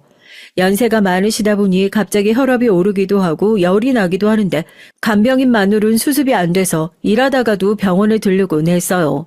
거기다가 퇴원을 하고 나서도 일주일에 병원을 두세 번씩 모시고 가야 하다 보니 출근을 하면선 감당이 안 됐죠. 할머니 혼자 버스 타고 가면 되는데 뭘 자꾸 휴가를 내. 너 그러다가 회사 윗사람들한테 미움받으면 어쩌려고. 나야 평소에 일도 잘하고 윗분들한테 예쁨 많이 받아서 이 정도 휴가 내는 거 가지고는 안 혼나. 할머니는 내 걱정하지 말고 빨리 낳기나 해요. 할머니야 항상 병원에 혼자 가겠다고 하셨지만 제가 마음이 놓이질 않았어요. 최근에 병원 다녀보신 분들은 아시겠지만 요즘 병원은 다 키오스크로 되어 있어서 연세 드신 분들은 접수하기도 힘들어요. 할머니 혼자 가시면 여기저기 헤매고 다니면서 고생하실 걸 뻔히 아는데 제가 모른 척 출근할 수가 없었어요. 그러다가 결국은 회사를 그만둔 겁니다. 그래도 첫 번째 수술까진 어떻게든 버텼는데 수술 끝나고 바로 폐로 전이되고 나서 저도 일상생활을 하기 힘들 정도로 병원에 매달려야 했어요. 그전엔 그래도 식사도 잘하시고 잠도 잘 주무시고 그랬는데 전이되고 나선 급격히 몸이 안 좋아지시더라고요. 식사도 거의 못하고 잠도 못 주무셨어요. 매일 할머니의 상태를 확인해가며 거의 매일 병원에 가야 했습니다. 주무시다가도 갑자기 혈압이 떨어져서 위급한 상황이 몇 번이나 있었거든요. 어떤 날은 외할머니께서 주무시고 일어났는데 눈도 못 뜰 정도로 상황이 너무 좋지 않아서 급하게 병원에 가느라 회사에 연락도 못한 적이 있고요. 심지어 회사에서 전화가 계속 오는데도 받을 수가 없을 정도로 정신이 없었습니다. 그러다 보니 정상적으로 직장 생활을 할 수가 없었어요. 회사에 출근해도 정신은 온통 병원에 가 있으니 일도 손에 잡히질 않았죠. 회사를 그만두고 나선 마음 편하게 할머니 곁에 있을 수 있어서 다행이었지만 당장 돈이 급했습니다. 암 환자들이 맞는 주사 비용이 굉장히 비싸거든요. 전 할머니를 돌보면서도 할 수 있는 일이 없을까 싶어 일을 찾아다녔습니다. 특별한 기술이 없는 제가 할 수 있는 일이라곤 일용직밖에 없었어요. 전 곧장 건설 현장의 노동자로 근무하기 시작했습니다. 쉽게 말해서 막노동이죠. 몸은 힘들었지만 새벽에 나가 일찍 일이 끝나기도 하고 외할머니 병원 일정에 맞춰서 일을 쉴 수도 있으니 저에겐 딱이었습니다. 전 외할머니께서 암으로 투병하시는 5년 동안 건설 현장을 전전하면서 일용직 노동자로 지냈어요. 20대의 절반을 노동자로 지냈으니 이젠 어엿한 막노동꾼이 됐죠. 처음엔 말끔한 양복이 아닌 허름한 운동복을 입고 출근한다는 게 창피하고 적응이 안 되기도 했지만 5년 가까이 하다 보니 이젠 셔츠나 정장이 훨씬 더 불편하더라고요. 그래도 막노동 기술이라고 5년 정도 하다 보니 노하우가 생겨 일당도 많이 올랐고요. 이젠 한 달에 20일만 일해도 웬만한 직장인보다 돈을 더 벌었습니다. 외할머니 병원비 내주면서 주말에 외할머니 모시고 나들이 정도 다녀올 수 있을 정도는 벌었어요. 전 외할머니를 위해 쓰는 돈은 하나도 안 아까웠습니다. 오히려 더 좋은 걸 해주고 싶어서 안달이었죠. 한 번은 외할머니 생신이라 백화점에 모시고 간 적이 있어요. 곧 겨울이 다가와서 외할머니에게 좋은 패딩 하나 사주고 싶어서요. 그런데 할머니는 안 사겠다고 백화점에 가서도 옷을 제대로 입어보질 못했습니다. 아이고 무슨 놈의 잠바 하나가 100만 원이 넘어. 아유 조금 있으면 죽을 노인네한테 이런 거 사주지 말고 우리 손주 좋은 거 사 입어. 할머니 필요 없어. 죽긴 누가 죽는다고 그래. 할머님 평생 나랑 살 거니까 그런 소리 좀 하지 마. 징그러운 소리 하고 있네. 아 내가 몇인데 평생 너랑 같이 살아. 너도 빨리 좋은 색시 만나서 장가 가야지. 외할머니는 항상 당신보다 제가 행복하길 바라셨어요. 어릴 때부터 평생 제 걱정만 하고 사시더니만 아픈 와중에도 제가 혹여나 외할머니 때문에 힘들까봐 걱정을 하셨죠. 할머니가 평생 나한테 해준 게 얼만데 이런 거 10개 사줘도 하나도 안 아까워. 그러니까 빨리 색만 좀 골라봐. 우리 미자씨 역시 꽃분홍색이 어울리나? 병원비도 많이 나와서 그냥 매일 미안해 죽겠는데 아유 이런 걸 뭘로 사. 아유 늙으면 죽어야지. 내가 우리 손주 고생만 시켜서 큰일이다. 큰일이야. 난 할머니 고칠 수만 있다면 돈 하나도 안 아까워. 그러니까 괜히 나 돈 쓸까 봐 아까워서 아픈 거 참으면 안 돼. 평생 같이 살아서 그런지 저와 외할머니는 서로에게 없어서는 안 될 존재였어요. 서로 눈만 봐도 무슨 생각을 하는지 어디가 아픈지 알 수 있는 정도였죠. 그런데 그런 우리 사이를 항상 방해하는 방해꾼이 하나 있었습니다. 바로 외삼촌이에요. 잊을만 하면 나타나서 사람 속을 뒤집는데 도 같은 인간입니다. 어느 날이었어요. 외할머니께서는 아프기 시작하고 이미 2, 3년이 지났을 때였는데 뜬금없이 집에 찾아왔더라고요. 외삼촌에겐 연락도 안 하고 이사를 했는데 어떻게 알고 집에 찾아왔더라고요. 그런데 갑자기 찾아와서 하는 행동이 기가 막혔습니다. 아유, 우리 엄마 평생 자식들 때문에 속만 썩고 살더니만 이제 좀 손주 덕 좀 보고 사나 했는데 몸뚱이가 망가졌으니 이게 다 무슨 일이야. 전 외할머니가 돌아가시기라도 한 줄 알았어요. 외할머니 손까지 붙잡으면서 통곡을 하더라고요. 무슨 초상 났어요? 할머니 이제 전이된 곳 없이 항암 열심히 받고 있는데 몇 년 만에 나타나서 왜 괜히 호들갑이에요? 제 입장에선 기가 막혔습니다. 할머니가 투병 시작한 게 언젠데 이제 나타나서 헛소리를 하고 있으니 너무 재수없더라고요. 넌 오랜만에 삼촌 보고 반갑지도 않냐? 암튼 새끼가 자기 엄마 닮아서 쌀쌀 맞아요. 삼촌 목마르니까 나가서 커피나 한잔 사와. 삼촌은 달달한 캐러멜 마키아또 아니면 안 먹는다. 그래, 삼촌 오랜만에 왔으니까 커피랑 과일도 좀 사와라. 외삼촌이라고 부르고 싶지도 않았지만 외할머니 얼굴 보고 꾹 참았습니다. 저런 것도 아들이라고 오랜만에 만나 좋아하는 외할머니 얼굴 보니 화가 나다가도 내가 참아야겠다 싶더라고요. 그런데 역시나 사람은 고쳐 쓰는 게 아니었어요. 시장까지 가서 외삼촌이 좋아하는 딸기까지 사가지고 왔는데 이미 외삼촌은 돌아가고 없더라고요. 전 황당해서 할머니에게 외삼촌 어디 갔냐고 물었죠. 그러자 외할머니의 반응이 어딘가 이상했어요. 혼자 우물쭈물 하시더라고요.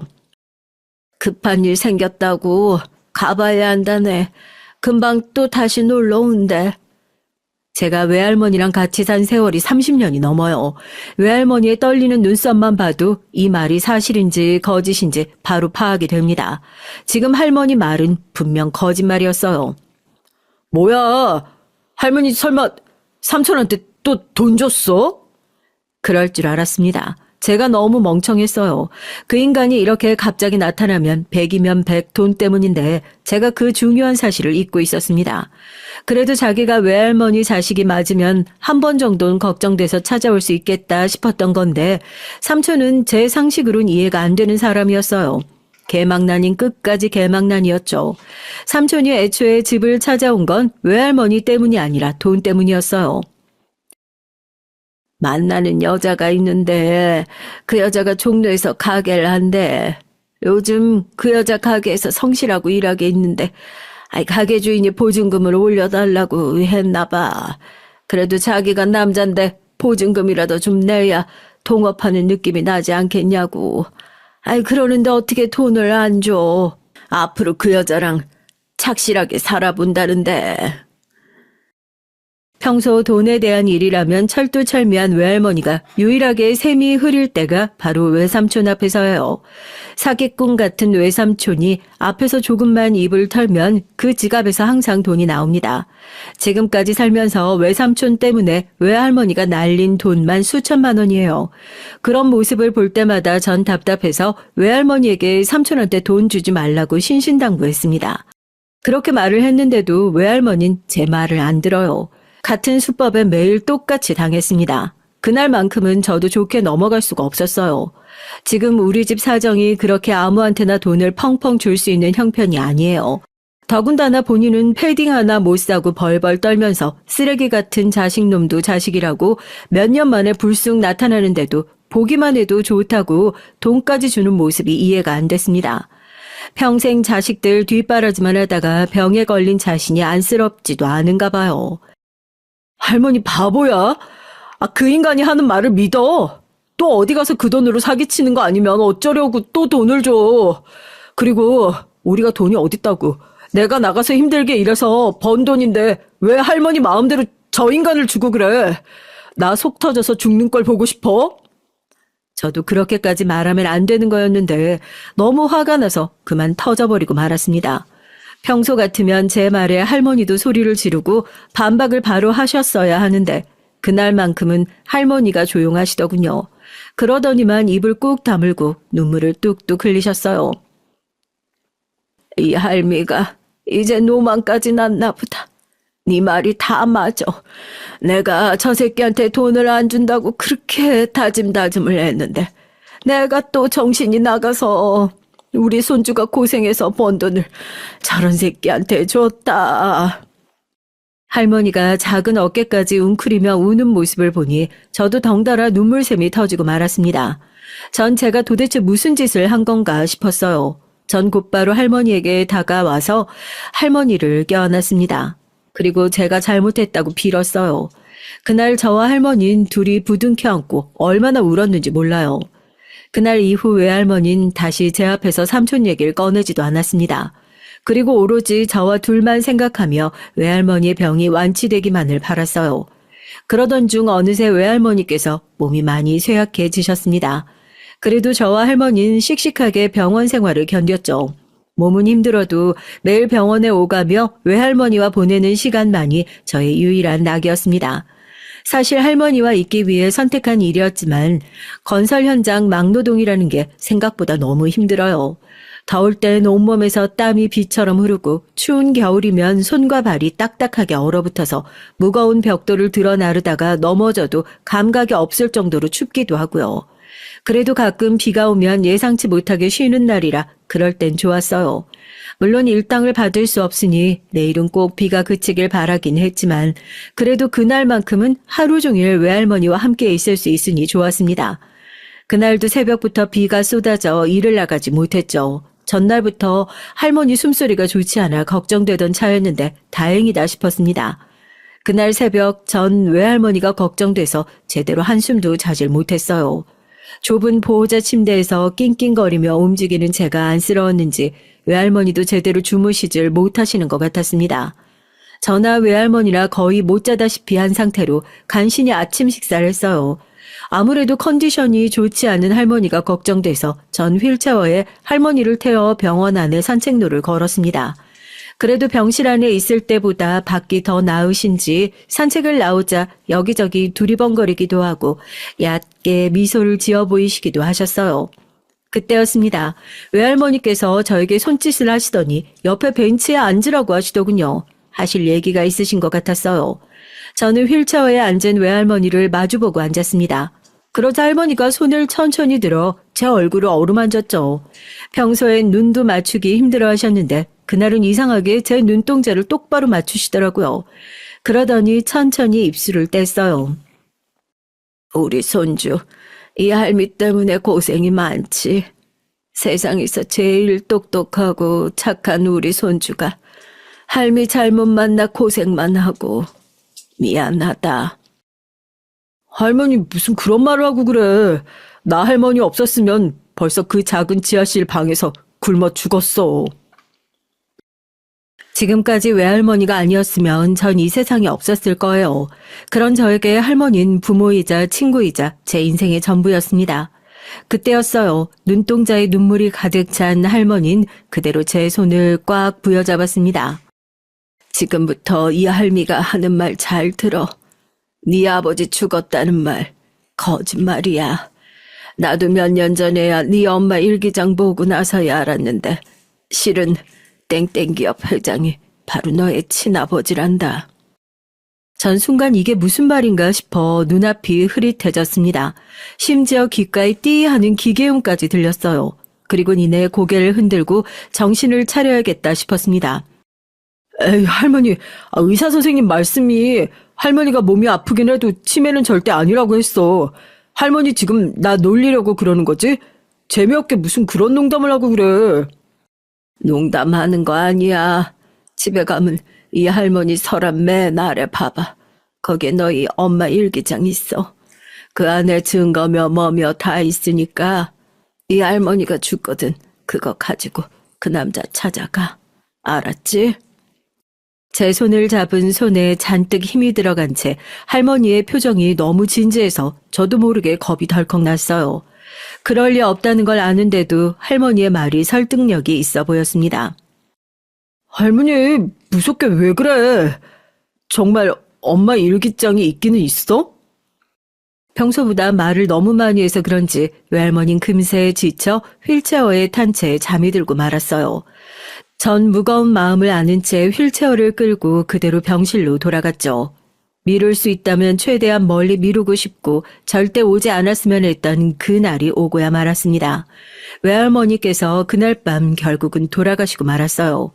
외할머니는 혹시 알고 계셨을까요? 그날 밤 긴긴 투병 생활을 끝내게 될 줄을 말이죠. 그래서 힘든 몸을 간신히 이끌고 저에게 어렵게 힘든 얘기를 하신 걸까 싶었습니다.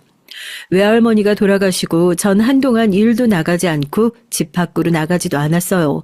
평생 함께 산 사람이 한순간에 사라져 버렸다는 게 저에게 너무도 견디기 힘든 일이었거든요.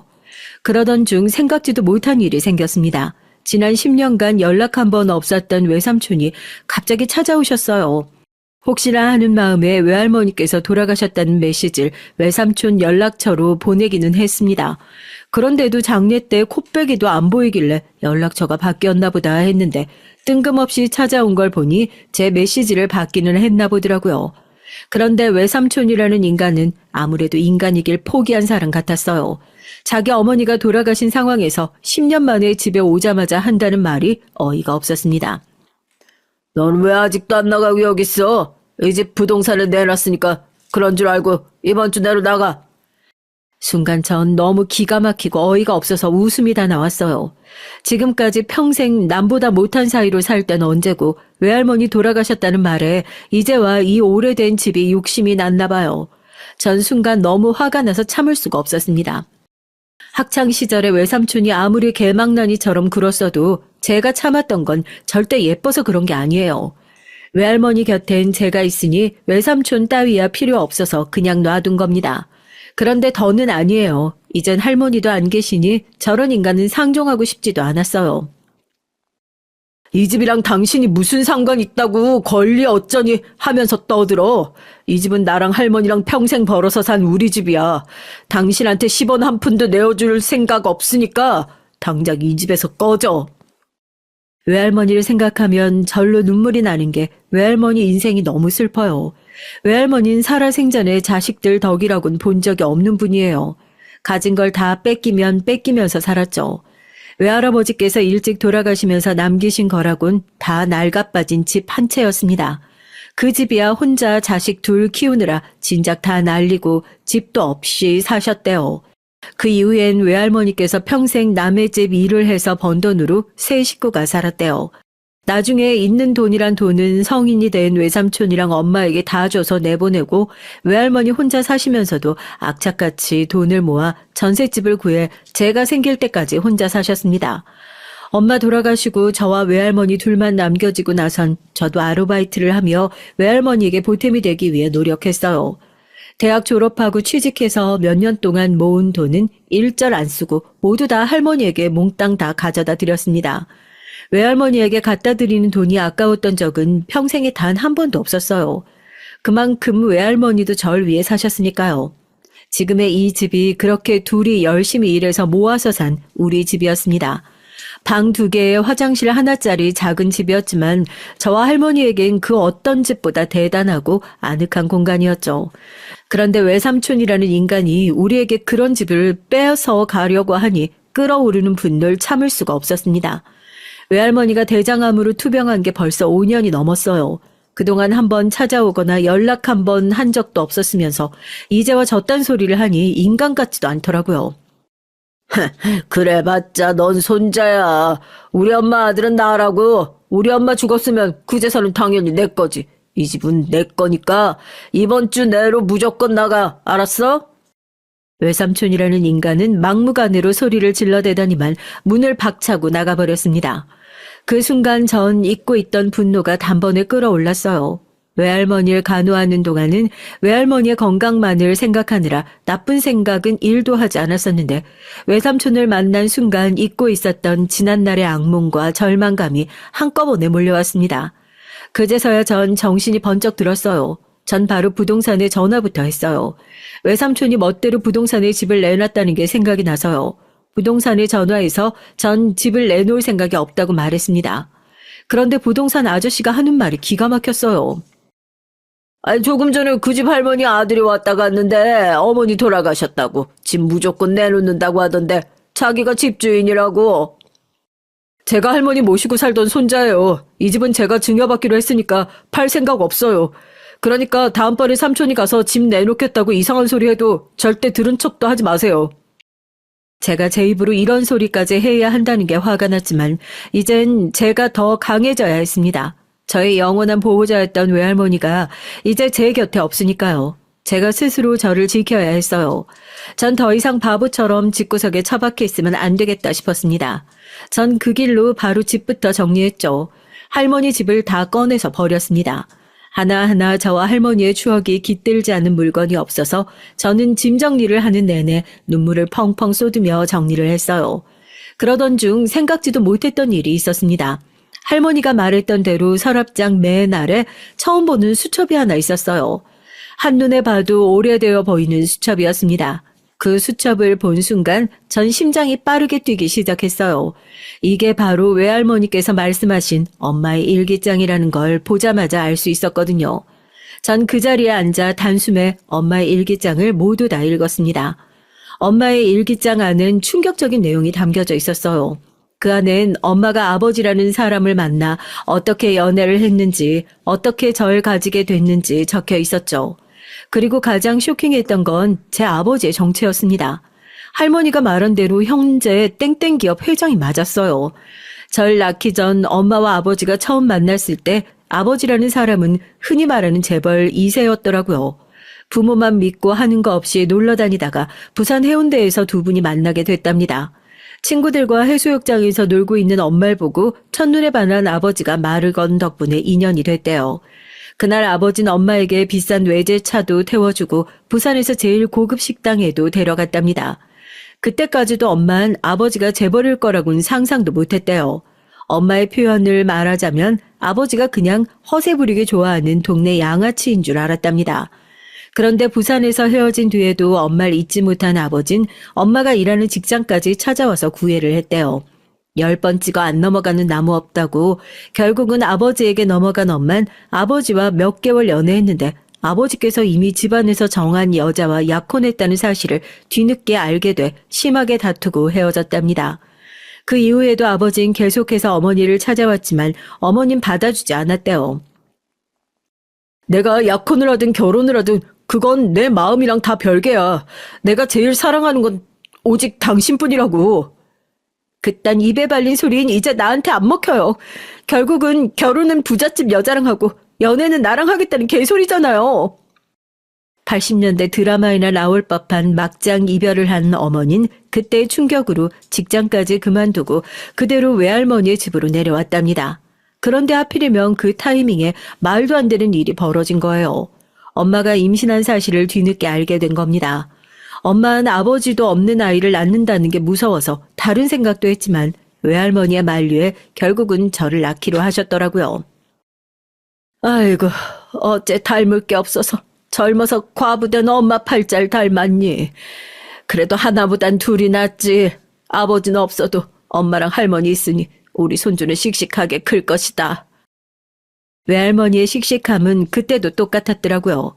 그 시대에 딸 가진 엄마라면 딸이 남편도 없이 혼자 애 키우겠다고 하면 미쳤다고 반대할 게 뻔한 일인데 우리 외할머니는 본인이 다 알아서 키워줄 테니 겁먹을 거 하나 없다고 하셨대요. 그 다음 장부턴 일기는 없고 제 어릴 적 사진이 붙어 있었습니다.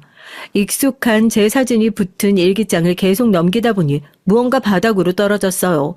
그건 바로 엄마가 어떤 남자와 함께 찍은 사진이었습니다. 그리고 사진 뒷장엔 엄마의 메모가 적혀 있었어요. 우리 진우 아빠. 엄마는 항상 제 앞에서 아버지가 일찍 죽어서 사진이 한 장도 없다고 우겼죠. 그래놓고 이걸 숨겨놓고 있었더라고요. 그래도 제가 평생 아버지가 누군지도 모르고 살게 하고 싶진 않으셨나 봐요. 정확하게 제 아버지가 누구인지 사진에 적어두셨으니까요. 전 사진에서 눈을 뗄 수가 없었습니다. 너무 신기해서요. 사실 전 엄마나 외할머니를 닮지 않았어요. 전 키도 크고 피부도 까무잡잡한데 엄마나 외할머니는 체격도 작고 피부도 하얀 편이거든요. 항상 난 누굴 닮아서 이렇게 덩치가 크고 피부가 외국인처럼 까만가 했더니만 아버지를 닮은 거였어요. 사진 속 아버지의 젊은 시절 얼굴은 지금의 제 얼굴과 똑같았습니다.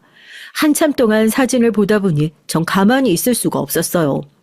외삼촌 앞에선 애써 당당하게 굴었지만 사실 전 외삼촌이 다녀간 이후로 어떻게 하면 이 집을 지킬 수 있을까 고민하고 있었어요. 사실 외삼촌이 소송이라도 하게 되면 제가 불리해질 수도 있으니까요. 그런데 그 순간 번뜩이며 떠오른 것이 있었습니다. 외할머니 유언대로 저의 아버지를 찾아가 보기로 했어요. 사실 제 친아버지라고 해도 이미 가족이 있는 상태일 테니 절 모르는 척 문전박대 하실 수도 있습니다. 하지만 저에겐 뭐든지 믿자의 본전이었어요. 지금 제 상황에서 비빌 언덕은 오직 아버지뿐이었거든요. 저는 바로 다음 날 엄마의 일기장을 들고 사진 속 아버지의 회사로 무작정 찾아갔습니다. 저도 무모하다는 거야 알지만 그럴 수밖에 없었어요. 제 손엔 아버지 사진 한 장 덜렁이 있을 뿐 어디에 사는지도 연락처도 전혀 모르니까요. 처음 아버지의 회사로 찾아갔을 때 겁이 나기도 했습니다. 이 큰 회사의 대표인 사람이 정말 절 낳아준 아버지가 맞나 믿기지 않아서요. 예상한 대로 연락처도 없이 무작정 회사에 찾아간다고 해서 회사 대표를 만날 수는 없었습니다. 저는 1층 데스크에서부터 막혀서 들어갈 수가 없었어요. 당연한 일이었죠. 이유도 없이 회사 대표를 만나러 왔다는데 어떤 직원들이 절 들여보내주겠어요. 전 터덜터덜 건물을 빠져나와 건물 앞에 가만히 주저앉아 있었습니다. 출근하기 위해 건물 안으로 바쁘게 들어가는 사람들을 보는데 마음 한켠이 욱신거렸죠. 다들 바쁘게 사는데 난 지금 여기서 뭘 하는 건가 싶어서요. 한창 바쁘게 일해야 할 나이인데 전 아무런 의욕도 생기지 않았습니다. 유일한 가족이었던 외할머니마저 이제 안 계신데 제가 열심히 살아봐야 무슨 소용인가 싶었죠. 전 괜한 짓을 했구나 싶어 자리에서 일어났습니다. 그때였어요. 검은색 고급 세단이 건물 앞에 멈춰서자 건물 안에 있던 직원들이 일제히 밖으로 나와 하나같이 고개를 숙였어요. 한 직원이 뒷좌석 문을 열며 대표님 오셨습니까? 라고 인사를 했죠. 저는 대표님이라는 소리에 놀라 자리에서 벌떡 일어났습니다. 그러곤 무작정 검정 정장을 입은 사람들 무리 속으로 파고 들어가 대표님이라고 소리부터 질렀어요. 조용하던 찰나에 제 목소리가 울리자 뒷좌석에서 내린 중년의 남자가 절 향해 몸을 돌렸습니다. 그리고 저와 눈이 딱 마주쳤어요. 그 순간 딱 3초. 그 짧은 시간 동안 남자는 저를 빤히 바라봤어요. 누구시죠? 대표님께 볼 일 없으시면 뒤로 물러나세요. 어느새 제 앞을 가로막고 선 직원들이 저더러 뒤로 물러나라고 했습니다.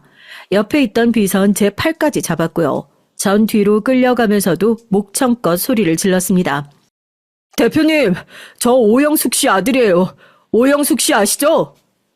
전 이 순간이 저에게 유일한 마지막 기회라고 생각하고 전 먹던 힘까지 쥐어짜 엄마의 이름을 불렀어요. 그 순간 기적이 일어났어요. 절 막아선 직원들 사이로 대표님이 나타났습니다. 그리고 비서에게 절 데리고 사무실로 오라고 했죠. 잠시 후 전 비서의 안내에 따라 건물 제일 꼭대기층에 올라갔습니다. 그리고 대표실이라고 적힌 사무실 안으로 들어갔죠. 비서는 조금 전과는 전혀 달라진 태도로 저에게 꾸벅 인사를 하고는 사무실 밖으로 나갔습니다. 대표실 안엔 저와 대표 아버지만이 남아 있었어요.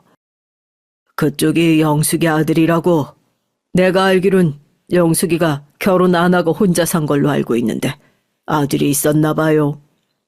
아버지는 엄마와 헤어진 지 30년도 훌쩍 넘었는데도 엄마를 영숙이라고 부르셨습니다. 더군다나 엄마가 결혼하지 않고 혼자 살았다는 사실도 알고 계셨죠. 알고 보니 엄마와 헤어지고 나서도 엄마가 어떻게 지내는지 여기저기 수소문을 하셨나 보더라고요. 영숙이가 사고로 죽었다는 것도 뒤늦게 알게 돼서 내가 장례식장에도 못 가봤는데 이렇게 영숙이 아들 얼굴이라도 볼 수 있어서 다행이네. 제가 어릴 때 엄마가 일하던 회사에 불이 나서 그때 사고로 엄마가 돌아가셨어요. 아버진 그 일까지도 알고 계셨습니다. 근데 자네가 여기는 무슨 일로? 그 순간 절 빤히 바라보는 아버지의 눈빛은 날카로웠습니다. 아무래도 제가 여기까지 뭐하러 왔는지가 제일 궁금하신 것 같았죠. 그 순간 역시 회사 대표라는 자린 아무나 하는 게 아니구나를 느꼈어요. 전 깊은 숨을 한번 몰아쉬곤 어머니의 일기장을 꺼냈습니다. 그리고 어머니 일기장 사이에 있던 사진도 바로 위로 올려뒀어요. 어머니 돌아가시고 나서 전 외할머니 손에 길러졌어요. 최근에 외할머니께서 돌아가셨는데 외할머니께서 이상한 소리를 하시더라고요. 제가 대표님 아들이라고요. 저는 애써 가벼워 보이지도 그렇다고 버릇없어 보이지도 않게 말하기 위해 차분하게 말을 했어요. 30년 만에 다 큰 성인이 당신의 아들이라며 찾아왔으니 아무리 대단한 회사의 대표라고 해도 당황스러울 테니 말이죠. 그런데 아버지의 반응은 생각보다 조용했습니다. 그리고 곧바로 제가 책상에 올려둔 일기장과 사진부터 확인했어요. 한참을 일기장을 읽어 내려가던 아버지의 눈동자에 눈물이 왈칵 차오르는 모습이 보였습니다. 그 순간 알겠더군요. 아버지가 지금까지 어떤 인생을 살았든 아버지의 마음속에 오영숙, 엄마에 대한 그리움이 남아있다는 걸 말이죠. 그리고 잠시 뒤 아버진 비서를 다시 사무실 안으로 불렀습니다. 그리고 비서에게 무언가 속삭이며 지시를 내렸어요. 자네가 날 찾아올 만한 이유는 확실하네. 우선 절차라는 게 있으니 바로 김 비서 따라 병원부터 다녀오지. 그러고 나서 다시 얘기하자고. 물론 지난 30년 동안 만나지 못했던 부자지간이라고 해서 서로 부둥켜 안고 엉엉 우는 장면을 기대한 건 아니었지만 이런 상황에까지 예상하진 못했어요. 아버지라는 분은 제가 생각한 것보다 훨씬 더 이성적이었습니다. 전 곧바로 비서의 안내에 따라 한 병원으로 갔어요. 그리고는 병원에서 시키는 대로 유전자 검사를 받았죠. 그리고 며칠 뒤 집으로 김 비서와 웬 남자들이 우르르 데리고 찾아왔어요. 막일을 마치고 집에 들어온 상태라 땀 범벅이라 씻으려고 했는데 남자들이 제멋대로 들어와서 제 짐을 싸기 시작하더라고요. 댁에서 대표님께서 기다리고 계십니다. 지금 바로 댁으로 모실 테니 중요한 짐들만 정리해서 나오세요. 나머지는 저희가 하겠습니다. 아버지의 비선 딱딱한 얼굴로 지금 바로 댁으로 모시겠다고 했어요. 전 어리둥절한 표정으로 비서를 따라 차에 탔죠. 잠시 뒤 믿을 수 없는 일이 벌어졌습니다. 제가 탄 차는 대궐 같은 대문 안으로 들어갔어요. 전 태어나서 그런 집은 처음 봤습니다. 푸른 잔디가 깔린 정원 사이로 차를 타고도 한참을 들어가야 집이 보이더라고요. 심지어 집이라고 부르기도 민망할 정도로 대저택이 따로 없었죠.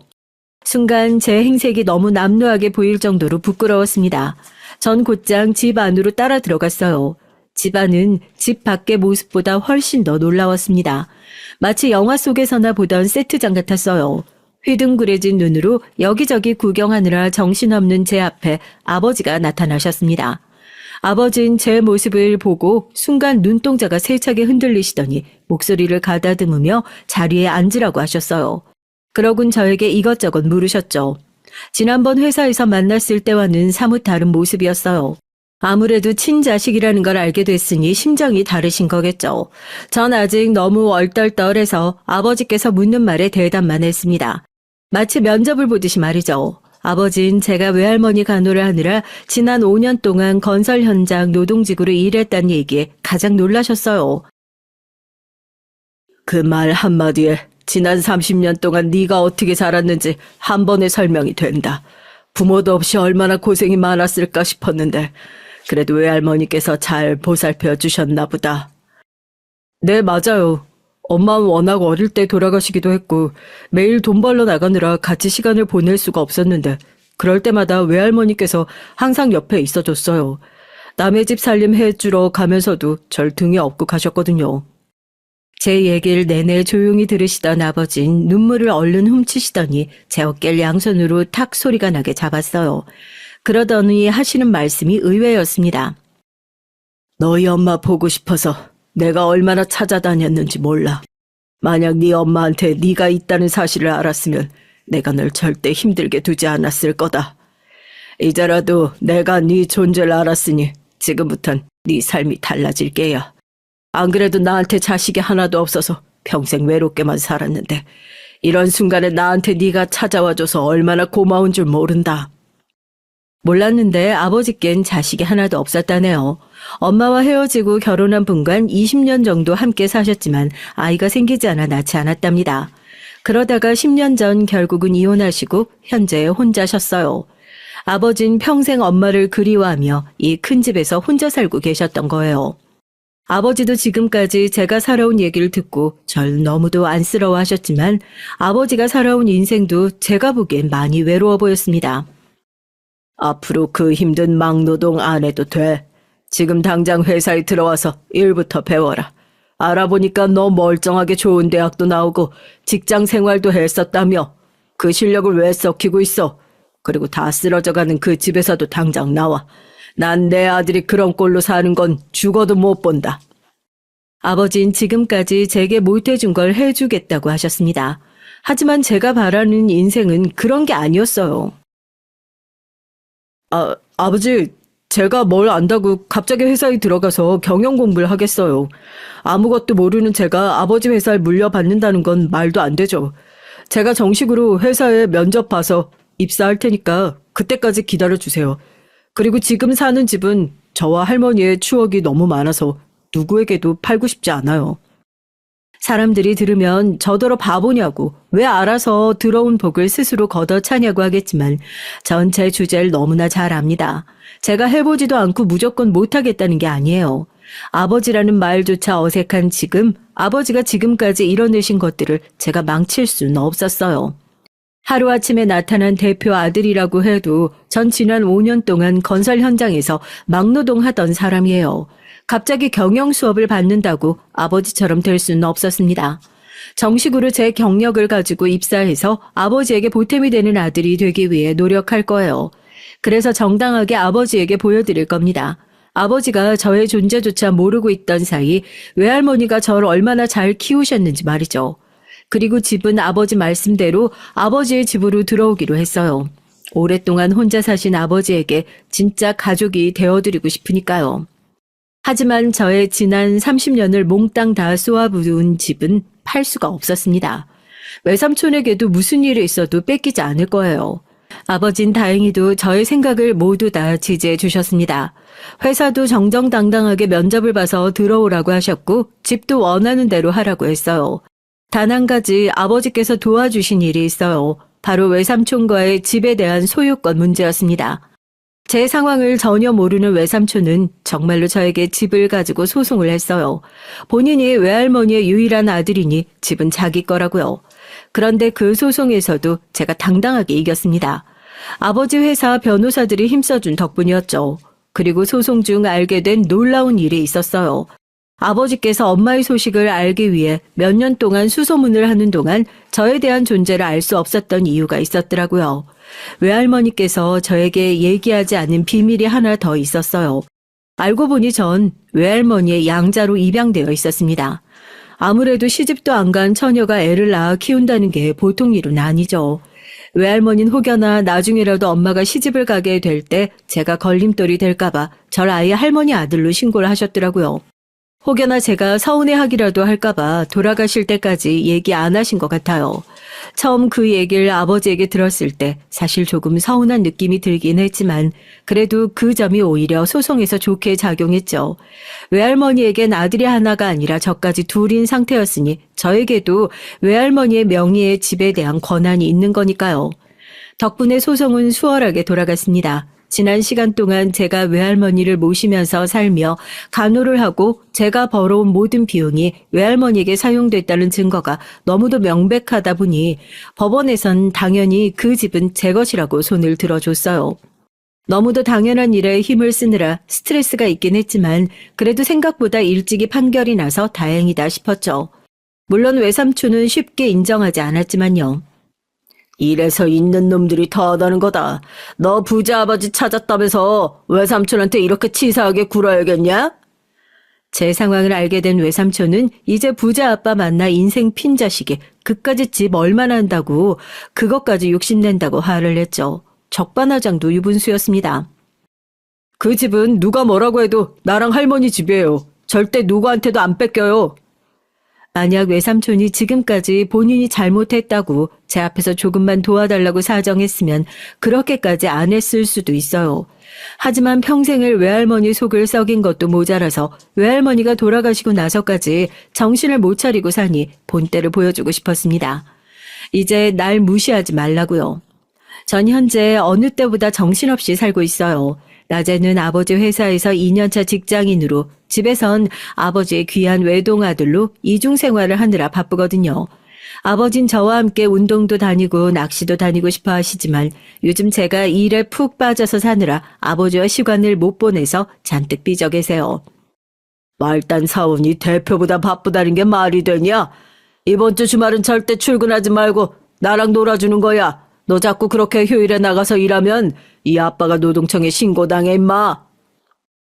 아유, 자꾸 아들 괴롭히지 마시고 한 살이라도 젊을 때 빨리 여자친구라도 만들어서 놀러 다녀요. 처음 이 저택에 들어와 아버지와 살게 됐을 때 우리가 진짜 가족이 될 수 있을까 걱정됐어요. 저도 아버지도 지난 30년 동안 생판 모르는 나무로 살았으니까요. 그런데 역시나 핏줄은 다른가 봐요. 저와 아버지는 식성부터 해서 취미나 취향까지 너무 비슷했습니다. 그러다 보니 같이 산 지 한 달 만에 진짜 가족이 됐어요. 지금은 아버지가 저에게 너무 붙어 다니셔서 귀찮은 지경입니다. 여자친구는 네가 만들어야지 임마. 아버지한테 손주 언제 안겨줄 거야? 아버지가 날 놔줘야 여자도 만나고 연애도 하죠. 전 어느 때보다 행복한 시간을 살고 있습니다. 제가 아버지와 행복한 시간을 보낼 때마다 전 하늘을 올려다봐요. 그곳에서 엄마와 할머니도 흐뭇한 얼굴로 저와 아버지를 지켜보고 계실 것 같아서요. 지금까지 저의 긴긴 인생 얘기 들어주셔서 감사합니다. 여러분에게도 저와 같은 행복한 기적이 일어나시길 바라겠습니다.